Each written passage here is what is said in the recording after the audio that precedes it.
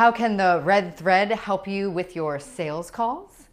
I'm Tamsin Webster of tamsinwebster.com, and that's what we're talking about this week on Find the Red Thread.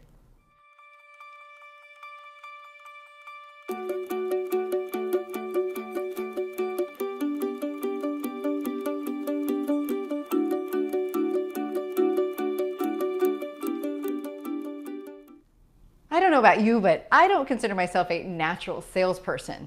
It's why I went into marketing 20 years ago. And yet, despite my best attempts at avoidance, I found myself having to sell all the time, having to convince other people to adopt a new program, to promote a business, to sell an idea or an initiative, to sell a pitch when I was working in agencies. I ended up having to sell all the time. And yet I was terrified of it because I never really knew exactly what to say. And I think that's what gets in most of our ways when it comes down to how do we make a successful sales call.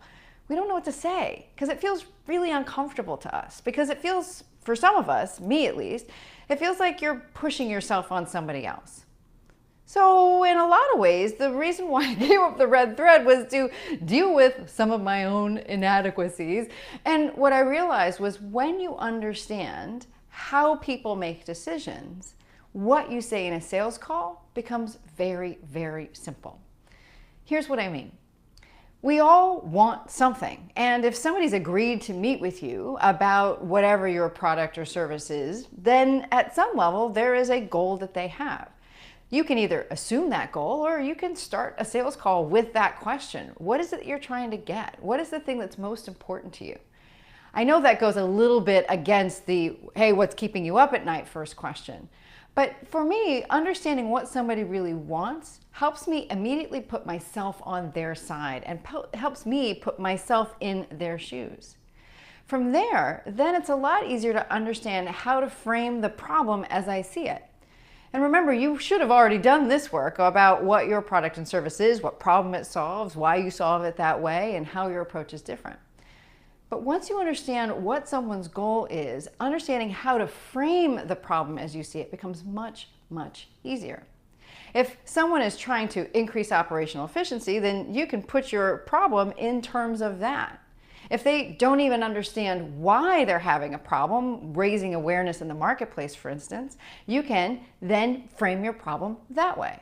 One is going to be a much more explaining type of sales call, and one of them is going to be a much more tactical type of sales call.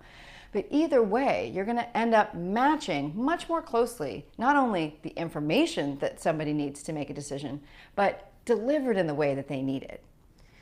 When you're thinking through a sales call, understand that each point of the red thread is an opportunity to stop and ask questions so that you don't get trapped in this danger of a monologue of here's my message, let me deliver it.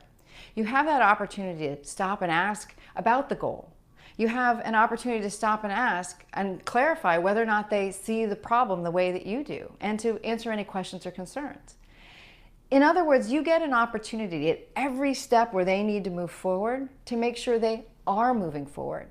And you get to exchange information, not in a 20 questions kind of way, but in a way that helps both of you work together to solve a goal. And isn't that the kind of relationship that you want with somebody that you sell to? I hope that's helpful this week as you're trying to figure out what to say on your next sales call. If you need to go back and do the work of what the red thread of your product or service or you is, download the Red Thread worksheet at findyourredthread.com. I hope to hear from you soon.